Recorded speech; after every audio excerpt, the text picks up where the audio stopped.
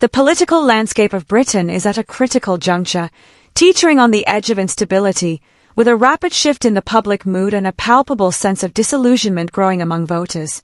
The Labour Party, which only months ago celebrated what seemed like an unassailable victory in the 2024 general elections, now finds itself in free fall. The shocking speed at which its popularity has nosedived should serve as a stark warning to any political entity in power. Complacency is dangerous, and the electorate is unforgiving. The question now isn't just whether Labour can recover, but whether it deserves to. Labour's fall from grace has been nothing short of dramatic. In less than a year, they have lost 35 council seats and suffered a catastrophic decline in voter support, down by an astonishing 99.1%. For a party that promised stability, competence, and responsible governance, their performance has been a far cry from the ideals they campaigned on. Voters who believed that they were choosing a better alternative to years of conservative mismanagement are now confronted with the reality of broken promises, heavy-handed policies, and a growing sense of betrayal. The decisions that led to this crisis have been catastrophic.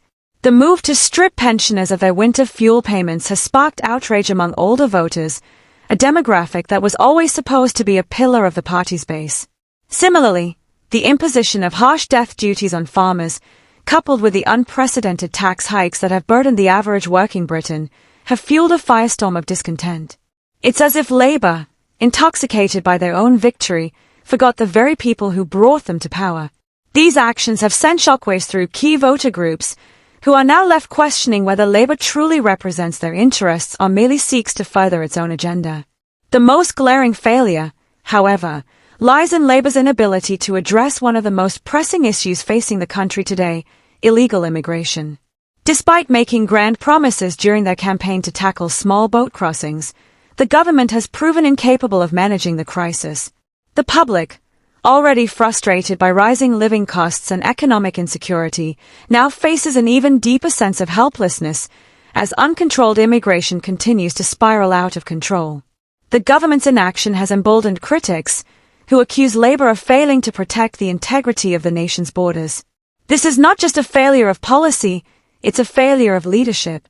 What is even more damning is the fact that, as Labour crumbles, the Conservative Party, despite its ongoing struggles, is beginning to claw back some ground. A gain of 22 seats is no small feat in such an unforgiving political environment. The Conservatives remain deeply unpopular, but the first-past-the-post system is working in their favour. The discontent with Labour has proven fertile ground for the Tories to regain foothold in key local areas. This is not a triumph of conservatism, it is a reflection of Labour's utter incompetence.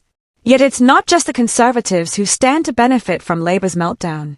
The rise of Reform UK, led by Nigel Farage, signals a clear shift toward alternative political movements. The party's gain of 12 seats and a 9% surge in vote share may seem modest, but it speaks to a growing appetite for something outside the traditional political establishment. Reform's ability to consistently finish second or third in tight races suggests that they are no longer just a fringe movement. They are a legitimate challenger to the established order, and their growing momentum is a direct response to the failures of both the Conservatives and Labour. But Reform UK is not without its own set of problems. Internal divisions, such as the very public feud between Farage and senior party member Rupert Lowe, threaten to undermine their progress. While Farage's leadership style may be dictatorial, his political instincts are sharp.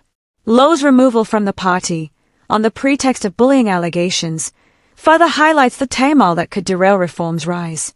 Despite these internal issues, the party's popularity remains robust, and it's clear that they are carving out a significant space for themselves in British politics.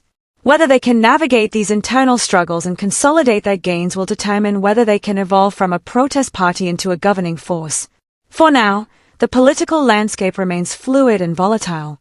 Labour's rapid decline has shattered the illusion of their dominance, and their leadership's inability to restore public confidence suggests that their time in power may soon be over.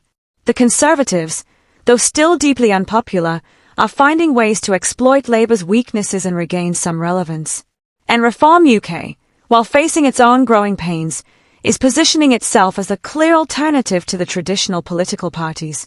The next election cycle promises to be unpredictable, but one thing is certain: British politics is in the midst of a profound shift. Voters are no longer willing to settle for the status quo. They are demanding change, and the parties that fail to recognize this will be left behind. Labour's fall from grace is a cautionary tale for any political party that believes it can take its electorate for granted. The electorate is restless, and they are watching with growing impatience. The question is no longer whether Labour will regain control, it's whether they deserve to.